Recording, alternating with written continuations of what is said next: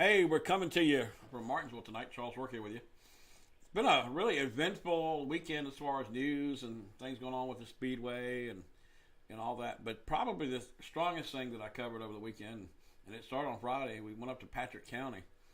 And it took me about 15 minutes to get to the scene because they had the road blocked off. I've learned sometimes I just got to walk in. And I did get out of breath.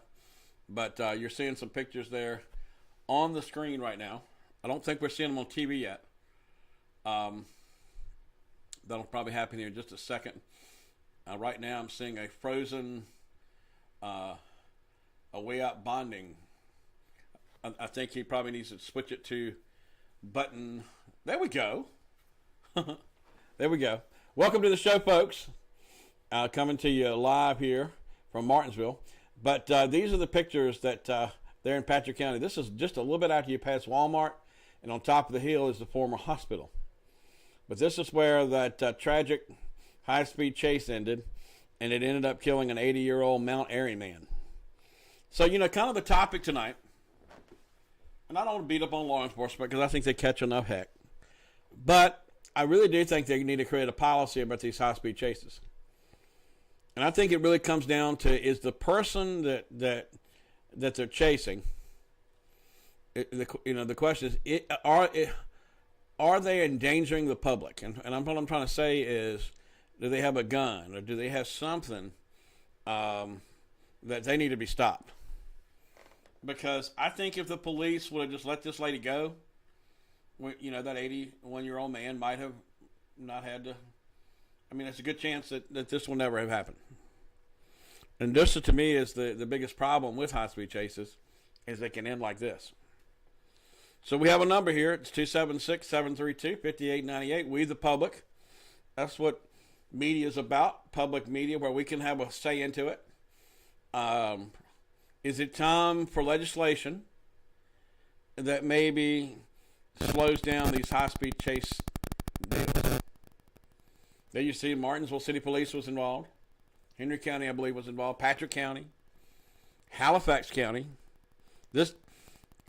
I don't think I've ever seen a high-speed chase cover so much of the region. And it went so far. I do want to thank the viewers. We got 2,000 new followers from doing this story. A lot of people are interested across Southside Virginia. So I want to hear my first person to call in. I know it's Monday evening quarterbacking. But what do you think?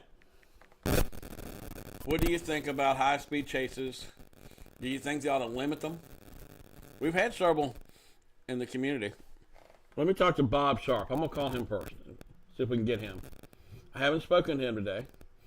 I know Bob Sharp is very adamant about high-speed chases and how he feels about them. Let me get Bob on the line. Hold on here. This is an interactive show. I'm always better to call Bob, but let's see if we can find him. Bob. Hello, you reached Bob Sharp, Star News. Leave a message. I'll call you back as soon as I can. Have a nice day.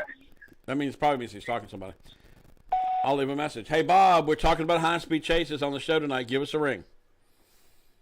I know you have an opinion about it. All right, let's take a call from somewhere else. I think this is a topic we do need to talk about. And it's tough, I think, when you're law enforcement, you think, well, if I chase them down a mile or two, maybe they'll stop.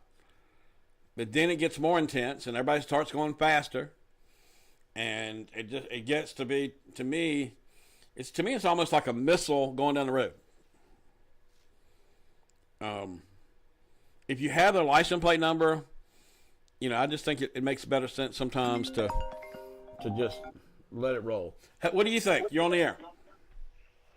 Yes, I think one time legislation talked about that. It seemed like me and Bob were talking about that years back, but I can't remember whatever. Evidently, nothing didn't come of it. But they were going to, according to what the person might be wanted for, just make a a call by call decision on it, I guess. Like if they had murdered somebody, they might continue on. But if it was just a misdemeanor or a wanted person or something, they might let them go because they knew they'd catch them later or something. Yeah. I really do think the case needs to be evaluated. Is the public in danger? I think that needs to be. I agree. Needs to weigh into it. Because for some reason, I don't think this lady was going to endanger the public. She might have been, in the wrong place at the wrong time and all that kind of stuff. But she saw the cops and felt like she'd get away. And now look at the trouble she's in. She might spend the rest of her days in jail. Yeah, and we lost the life of a precious, innocent senior citizen. Right.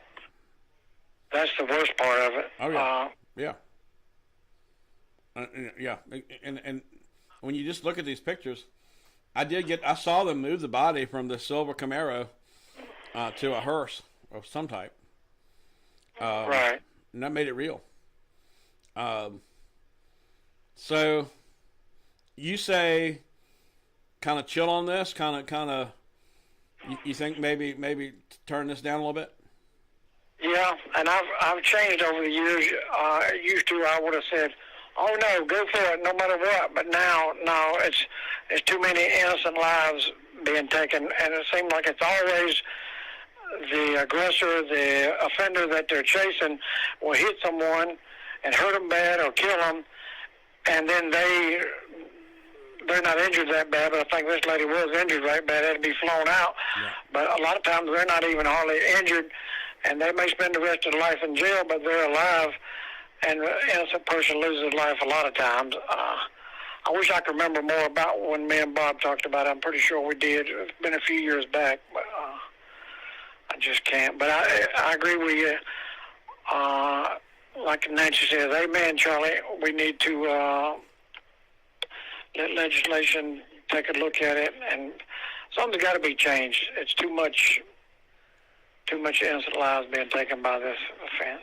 All right. And don't you think it brings it home when you see the Martinsville police cars there? It sure does. Yeah. I don't know how far jurisdiction can go from one to the other anymore. That evidently has changed too. I guess as long as they're in pursuit, I think they can go so far and look like they did. They meant to get this lady, and they did, but in the end, who really won? Right. And it went to 4 jurisdictions. Yeah, that's true. Halifax, Pennsylvania County, Danville, I understand, possibly, and then it went through actually 5: Martinsville, Henry County, Pennsylvania. I mean, I've never seen one go this long. Yeah, according to the computer report of it, it was over 100 miles altogether. Right. And whatever I did to Nancy earlier, I apologize again. I'm always the one to apologize, but what is she doing? I didn't mention your name last week, Nancy. I don't know what you're talking about. The Earnhardt family, I did say Senior was better than Junior will ever be. And I did say that Junior had a brother named Curry. I said it first before you, so I don't know what you're talking about. But if I'm wrong and offended you, I apologize, Nancy. All right. Thank you, Charles. Nancy's in a tizzer. All right, folks. We're talking high-speed chases, and it's reality. It happened Friday.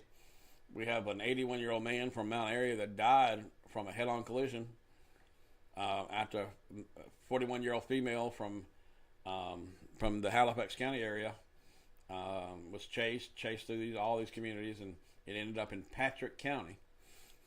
Over 100 miles of chasing went around. What do you think? Hello, you on the air? Hello? Hello? Yes. This happened in West Virginia area about a high-speed chase, and the guy lost his job for chasing that guy out of his jurisdiction. He lost his job because they took it to court and sued because the guy lost his life over them chasing him. All right. Are you talking about the policeman? Did he lose his job? Yes, he lost his job, and the wife and the parents sued him, and they got sued over it, and they won the lawsuit, and the guy lost his job over it. Wow. What do you think? Do you think they ought to just let the chases go? Yes, because they done had the license plate number, and they had her name and identity, and they could have stopped the chase, and that would have took an innocent life. Right. All right. Well, this one kind of sums it up. It's I know we're Monday evening quarterbacking, but I just we hear him on the radio from time to time. I'm like, wow. And and usually they do end up in some kind of crash. I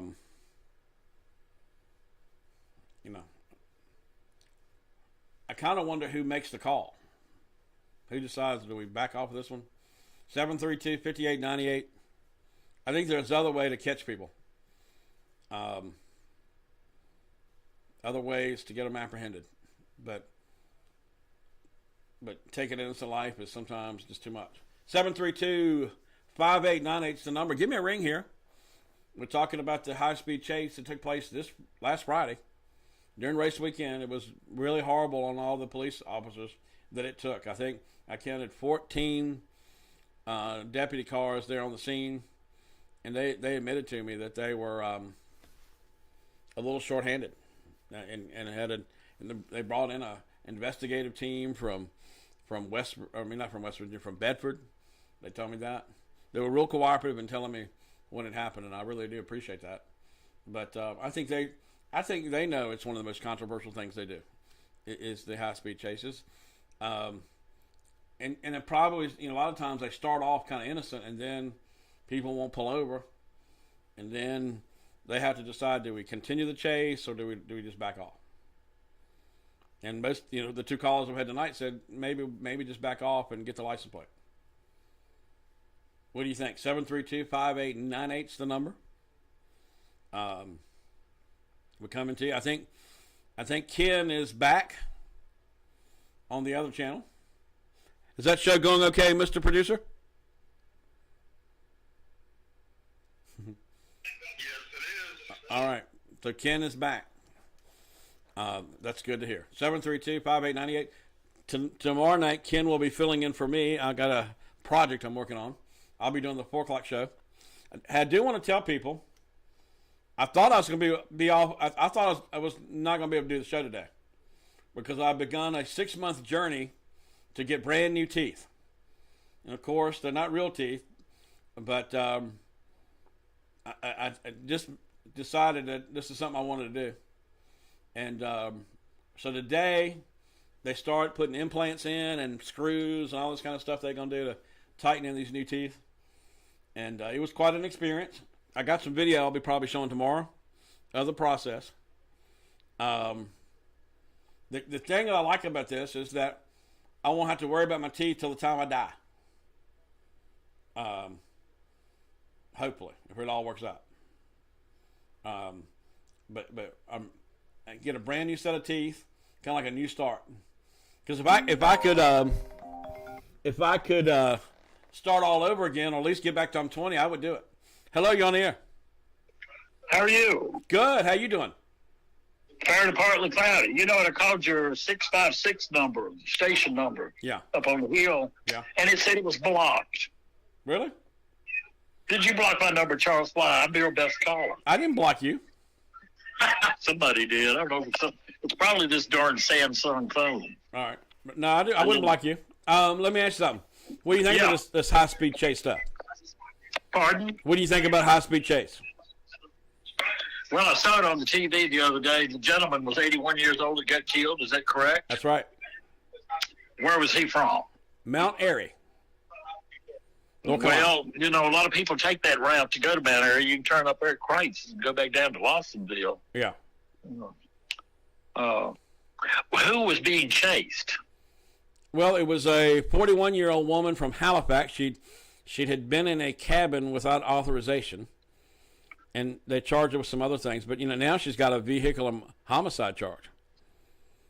Do you mean to tell me that somebody was trespassing? I guess maybe the charge in a cabin. Is that what you said? Yeah, and they began chase, and then it went through Pennsylvania. It went Halifax, Pennsylvania, through Danville, through Martinsville, through Henry County. And ended in How in the world did she get that far that fast with nobody catching up with her? I mean, She must have some skills, but. Well, the race was in town. Right. That's crazy. But do you think they should have maybe just after Halifax County just let her go? You know, that question of high-speed chases in what I would call populated or busy traffic areas has always been an issue or under discussion. At least that's my knowledge of all that over the years. She would have had to go straight 58. I mean, you know, it was just a straight shot. So she had to go through Danville. Yeah. And she had to get off the bypass down here in Ridgeway. Yep. And then take the interchange and go back up 58. Yeah. You mean to tell me they didn't have a tire strip or something they could have thrown out to blow her tire out or something? If they I'm did, not sure I understand. It wasn't effective. It wasn't effective. Maybe they want to be on television. Who knows? The race really looked good under the lights, didn't it? Yeah, you know, people don't realize those lights are designed for television. Yeah, well, they did their job. That's for sure. There's no shadows. But you know what's so strange, and it's just simply because of the fact that I'm getting smarter while I get older. You all can laugh at that one, but anyway,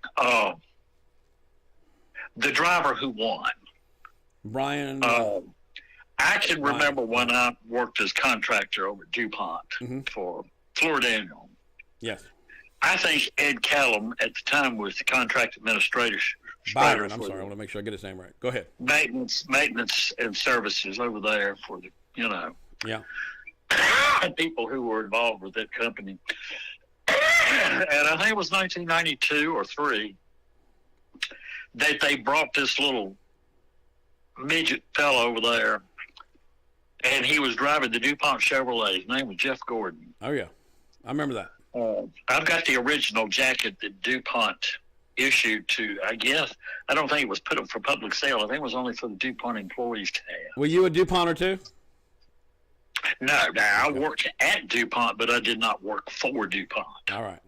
There's a difference, but you had to go by their rules, and you got paid by them, so you might as well have been working for them. I don't know what the difference would be. But you in good company. You got Nancy, you know, Negative Nancy worked there too.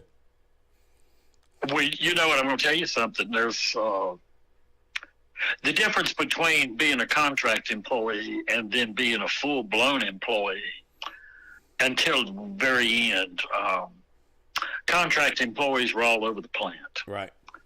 I worked in every division. I worked in Florida Mercy. There wasn't a place in that plant that I didn't know of, or on the outside property. Right. Employees who worked for DuPont at the plant were limited to their scope of work in their area. Right, and you have to admit, they some of the DuPont people were a little snooty. I think that's what's ruined Martinsville in a way. I think when DuPont is a multinational corporation, let's not fool ourselves here. The DuPont company and the United States of America have been hand in glove ever since before the signing of the Declaration of Independence. In other words, there was one company on God's green earth that supplied one product that helped the people who settled here from Europe during the Revolutionary War, 1812, War of 1812. And the product that they used was made by DuPont. Do you know what that product was? Well, I know they made nylon, but it probably wasn't. It wasn't nylon, was it? Well, no, nylon didn't come online until 1940. That's the reason why the plant was built here. Yeah, but nylon was one of the biggest. But I'm talking about the product that DuPont made. Tell me what it was. Then. What was it? Gunpowder. Oh, wow.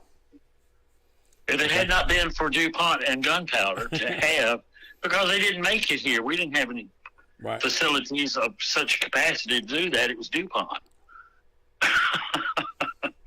So when you talk about DuPont, and then you mention Martinsville in the same breath, they helped save the country during the Revolutionary War, and Martinsville in Henry County was as much directly responsible for the Allied forces beating back the Third Reich during World War II with that very product that you mentioned, nylon. Right. Remember, they've added the fabric nylon that they wove together to add to the existing rubber supplies to put tires on planes and equipment for the Allied forces, and they were basically known as bias ply tires. That's where it came from. All right. Every bit of it was made in Martinsville. I got you. Every bit of your stained master carpet that you walk on in your house was made in Martinsville before DuPont sold the resources out and stripped themselves, diversified, and spun them off. But anyway, one more question. All right. That goes back to the race. That was quite a crowd that came in here as cold as it was. Oh, yeah. They were packed on the front straight. I don't know about the curves, but I know about the front straight. Let me tell you a little secret. Okay. The reason they wanted to put those lights in is the night races get better TV ratings. I don't doubt it. I didn't get to notice, really. I know that when you go to Bristol, that at night you can see the rotors for the brakes glowing. Yeah. I mean, it's it's just one of those things. But it plays. It puts the race. Coolness, it puts the race in prime time, and they can end at midnight, and everything's good. And it was I tell you what, I live right here on 87, and you could the hear traffic. It went all night long. It just seemed like, and some of those people wait until the following day to come out of there. They got their campers and everything else. I don't know where the people get their money, but they sure must have a lot of it because they got How long did, tell me when the traffic stopped. Was it 3 or 4 in the morning, or what time? There was a steady flow on up until the morning. Right. I'm sure that and they were pulling campers or, such. I'm sure that there were some people who stayed out, but then, of course, they wanted to get back home Sunday. Yeah. It was a good day to travel, and the traffic was light and the stuff. But the only thing that I've noticed here lately, and this would be the transportation of the dually trucks, right. The two trailer trucks, from FedEx and UPS. Yeah. This road out here has become basically an interstate. I mean, the traffic at times can be just impossible. You sit at the end of the driveway, it takes 10 minutes to get out. Wow. But having said that, it's not as thick as it was. Right. And I'm talking about through the holiday season and now. And then, of course, let's get ready for more inflation and more price increases because China is basically shutting down. I hear that. They've had major property bankruptcies. They've had there's some of their electronic things going out of business. And now, of all things, the COVID is coming back online in China. They're really having, that's nice. I like that. Yeah, that was only $12. That's why I got it. I thought that was kind of cool. You know what? I can remember, and I'm just going to let the cat out of the bag. Of course, I wasn't born until 1953. But my dad had gotten out of the service in 1945. He served as a tail gunner. Right. In the Air Force. When he came back home, he got his education in finance and then accounting. And he served as the bookkeeper for Clay Earls and them over there, the auditor, tax auditor, until they finally sold the company, sold the site to International Speedway Corporation, ISC. Yeah. And now owned by NASCAR. Yeah. All right. Well, the Earls family, and I'm talking about Clay Earls and his family and the France family, were connected early in their. They had family members that were married to each other. And so. I got to take a commercial break here, so go ahead and wrap it up. Well, I know that, and I appreciate you, but don't block my phone. I won't. I didn't. All right. Be good. All right. I didn't. I don't know what's going on there. All right, folks, we'll take a break. You're watching Prime Time. We do want to remind people that Marist staff in Martinsville and Eden going to have a hiring event tomorrow. They got jobs paying up to $21. You need to come by or either call because tomorrow is job day. And in Martinsville and Henry County, they're at across from Patrick Henry Mall, and I'll be down in Eden giving out tickets and all kind of fun, taking your pictures and having a party because I'll be down there in the morning and in the afternoon as well. So we have a hiring event going on in Eden. Check it out. Find out about that 21 job paying $21. Stay with us.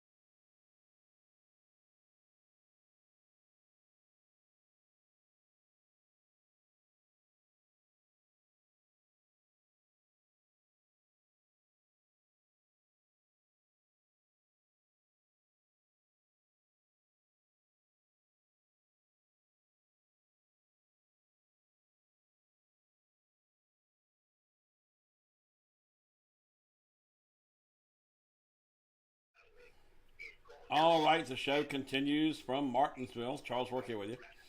And we're talking everything Martinsville tonight. This is my souvenir that I got. I want to get something with that 75 logo on it. And rally towel, they call it. Wave it, wear it, and use it. But anyhow, I thought this was the perfect souvenir to get. Getting a call from Collinsville. Hello. Hello. How you doing? Good. What's on your mind? NASCAR. NASCAR. What about NASCAR interests you tonight? Go Austin Dillon and Joey Logano.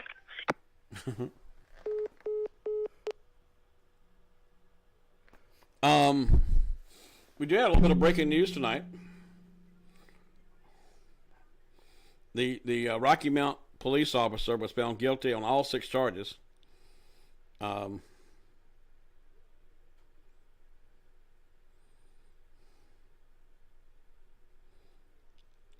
that came out today. Don't know what kind of time in jail they're gonna get, but that's pretty bad. I expect the fact that they were police officers didn't help their case a bit, but the Rocky Mount one of the police officers there was found guilty on 6 charges. That was from the January 6th situation. Hello there. Hello. Yes, you're on the air. Go ahead. There is 8 police cars, Henry County police cars, between Martin Road and Lee Street on Daniels Creek Road in Collinsville right now. How long have they been there? At least probably 15 minutes. All right, so paint that picture again. Daniels Creek Road. Between, right after you pass Colonial, between Colonial and Lee Street. Okay. And it's Martin Street, you say? Martin Road that I'm on, but they're between there and they're on Daniels Creek Road. They're lined up. Okay, and they've been there for about 15 minutes. Well, now, probably really closer to 20 or 25. All right, and they hadn't left yet? No. Right, and you say 8 police vehicles? 8. 8 police vehicles, and is that you say it connects up with Martin Street? I just want to make sure I heard you right. Yes. All right. Well, that makes me want to go check that out. All right. All right. Thank you. Can I hear my producer? Huh? What'd you say? I'm just talking to my producer on my other ear here. You want me to go to Ken until you get it figured out? Yeah. We're going to be switching over to Ken. It might have to be a commercial break here, but I'm going to go check that out. And might want to watch it on Facebook, and I might have an update a little bit later here on Star News. Stay with us.